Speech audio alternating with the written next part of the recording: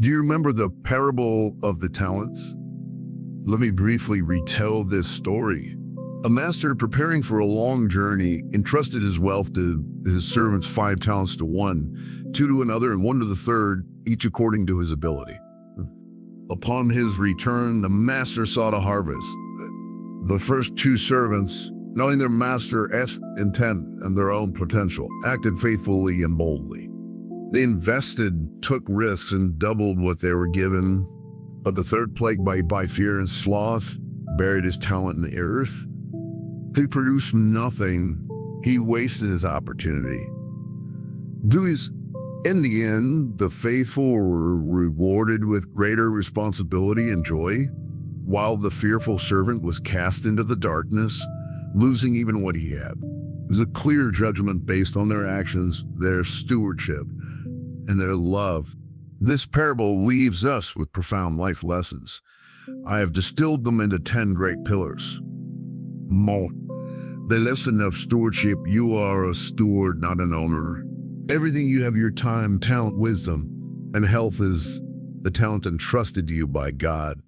You are not the owner, you are the manager, or the measure. Recognizing that you are a steward helps you reduce pride in success and ease self-blame and failure. Because everything is a gift. When you achieve great success, you realize it is because of the good seeds planted within you, not solely your own ego.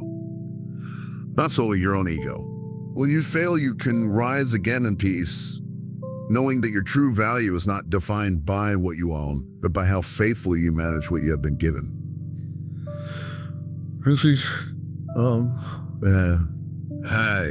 Lesson of difference: do not compare.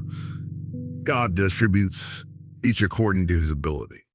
Do not look at others' talents with resentment. Comparison is the thief of joy and distracts you from your own calling. When you envy someone with 5 talents while you have 1 or 2, you paralyze your own capacity. Life is not a race for equality, but the fulfillment of your unique blueprint before the Creator. The Creator.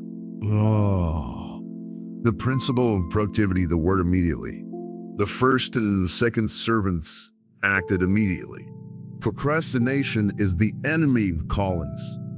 Once you recognize your talent, start immediately, even with the smallest steps. Delay breeds fear and erodes courage. Great builders do not start with perfect plans. They start with immediate action with whatever they have in their hands. Boom. The courage to take risks.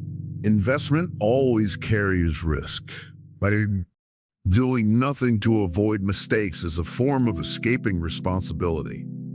God values your courage to face challenges far more than a false, stagnant safety. The servant who buried his talent chose the risk-free path, yet that was the greatest mistake of his life. True faith is not found in the guarantee of circumstances, but in the courage to take action. Fruitful mindset: expanding your comfort zone.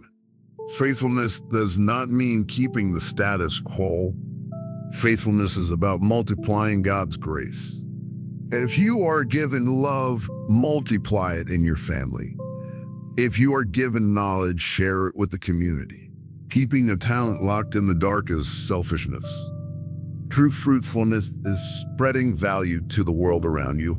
So fear judgment, the root of failure.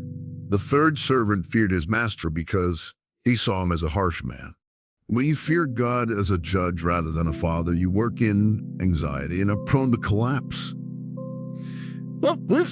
Work out of love, not fear. Love inspires creativity and voluntary dedication, whereas fear only breeds defensiveness and paralysis. By faithfulness is small things. The master said, "You have been faithful in a few things." The daily small duties, a warm greeting, patience with family, diligence in your work, are the true measures of your faithfulness before God. Do not wait for grand responsibilities to prove yourself. True faithfulness is forged and proven in the simplest of tasks.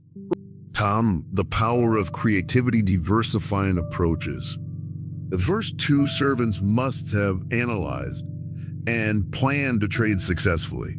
God wants you to use your intellect and creativity to make his grace useful for the modern world. Do not be rigid or passive. Explore new methods, leverage technology, or use art to spread love and hope. 10. Personal responsibility. No one can do it for you. Each person must present their own talents. No one can blame circumstances or others for burying their God-given potential. Your life is your own responsibility before God. The circumstances may shape your starting point, but your choices and efforts define your destination. The reward of life. The reward is not simply more talents, but the master's praise. Well done, good and faithful servant. The greatest reward is to see his smile of approval and to enter into the joy of the master. It is the joy of eternal communion and complete peace, transcending all earthly fame and wealth. Conclusion. My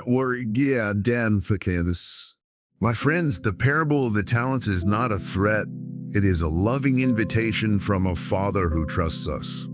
Do not bury your life in the soil of fear. Unleash your talents, overcome hesitation and comparison, and live a fruitful life. This is the most beautiful thank you can offer to the Creator. Start today.